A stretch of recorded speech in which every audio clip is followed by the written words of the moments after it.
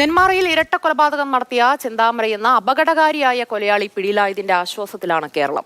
30 മണിക്കൂറിലേറെ നീണ്ട തിരച്ചിലിനൊടുവിലാണ് പ്രതിയെ പോലീസ് പിടികൂടുന്നത്.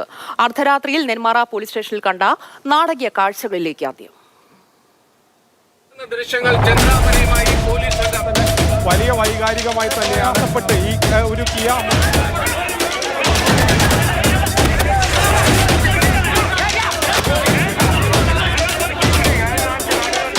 ഒറ്റ ദിവസം കൊണ്ട് എല്ലാം നഷ്ടപ്പെട്ട 2 പെൺകുട്ടികളുടെ നെഞ്ച് പൊട്ടിയുള്ള കരച്ചിൽ കണ്ടവരെല്ലാം ചെന്താമര എന്ന കൊടും കൊലയാളി പിടിയിലായെന്ന വാർത്ത കേൾക്കാനാണ് കാത്തിരുന്നത്.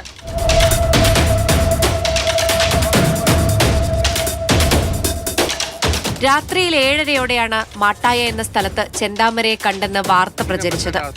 പക്ഷേ നാട്ടുകാരും പോലീസും ചേർന്ന് 1 മണിക്കൂറോളം തിരഞ്ഞെങ്കിലും പ്രതിയെ കിട്ടിയില്ല. മാട്ടായയിൽ നിന്ന് മടങ്ങിയ പോലീസ് മറ്റ് പ്രദേശങ്ങളിൽ തിരച്ചിൽ തുടർന്നു. ഒടുവിൽ വിശപ്പ് സഹിക്കാനാവാതെ വീട്ടിലേക്ക് പോയ പ്രതിയെ വഴിയിൽ വെച്ച് പോലീസ് പിടികൂടി. കാണുന്ന ദൃശ്യങ്ങൾ ചെന്താമരയുമായി പോലീസ് സംഘം മുന്നോട്ട് പോകുന്നതാണ്. നെന്മാറ പോലീസ് സ്റ്റേഷൻ ലക്ഷ്യം വെച്ചുകൊണ്ടാണ് ഇപ്പോൾ പോലീസ് സംഘം മുന്നോട്ട് പോയിക്കൊണ്ടിരിക്കുന്നത്. അയാളുടെ വീട്ടിനടുത്തേക്ക് അയാൾ വരുമെന്ന് അറിയാം. അയാൾക്ക് വിശപ്പ് സഹിക്കില്ല, ഭക്ഷണം കഴിക്കാൻ വരുമെന്ന് പറഞ്ഞാൽ അവിടെ പോലീസുകാർ പിടിച്ചത്. അവിടെ സ്ട്രൈക്കിംഗ് പാർട്ടി ഉണ്ടായിരുന്നു, CD പാർട്ടി പിടിച്ചതായിരുന്നു. ചെന്താമരയെ പിടിച്ചെന്ന വാർത്ത അറിഞ്ഞ് സ്റ്റേഷനിലേക്ക് ഇരച്ചെത്തിയ ആൾക്കൂട്ടത്തെ നിയന്ത്രിക്കാൻ പോലീസ് പാടുപെട്ടു. ജനരോഷം അണപൊട്ടിയതോടെ ലാത്തിചാർജും കുരുമുളക് സ്പ്രേ പ്രയോഗവും നടത്തി.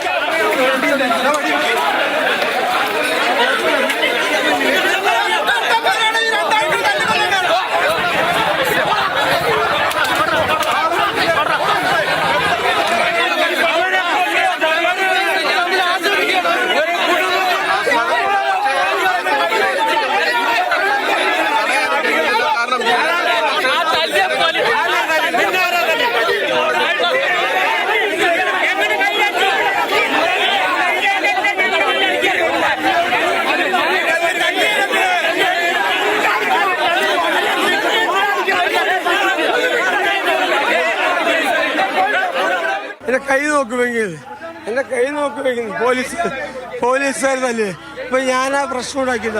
അല്ല, ഇവിടുത്തെ നാട്ടുകാരെ മുഴുവൻ ഈ പോലീസിന്റെ ഒപ്പം നിന്നതാണ്. പെപ്പർ സ്പ്രേ അടിച്ചിട്ടാണ്. ജനകീയ പ്രതിഷേധം പോലീസ് നിയന്ത്രിക്കുന്ന ഇങ്ങനെയാണോ? അവനെ ഞങ്ങൾക്ക് വിട്ടുതരൂ എന്ന ആർത്ത ആൾക്കൂട്ടത്തിന് മുന്നിൽ കൂസലൊന്നുമില്ലാതെയാണ് ചെന്താമര നിന്നത്. 5 പേരെ കൊല്ലാൻ പദ്ധതിയിട്ടു. 3 പേരെ കൊന്നു. 2 പേരെ കൂടി കൊല്ലാനുണ്ടെന്നാണ് ഇയാൾ പോലീസിന് നൽകിയ മൊഴി.